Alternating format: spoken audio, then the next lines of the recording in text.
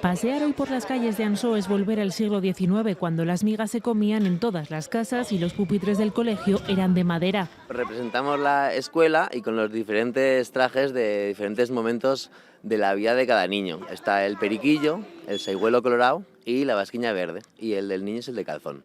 Porque así es como vestían sus vecinos, con lo que hoy llamamos indumentaria tradicional, pero que entonces era su ropa, un traje que tiene su origen en la Edad Media. Mostramos aquí la manera de vestirlos para que veáis la forma tan diferente que hay de cómo ahora nos vestimos a aquella época, que era bastante complicado para nosotros ahora, para ellos sería muy fácil.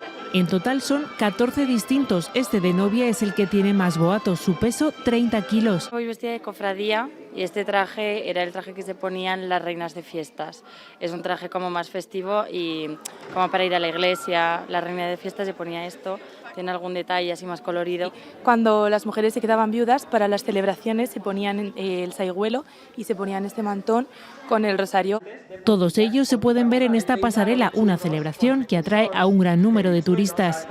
Soy del sur de Gales y he venido aquí para mirar, visitar. Yo es la primera vez que he estado y me está gustando mucho. Pero cada año siempre ves algún detalle en algún vestido diferente y bueno. Esta fiesta del traje ansotano está declarada de interés turístico nacional y se celebra hace 52 años.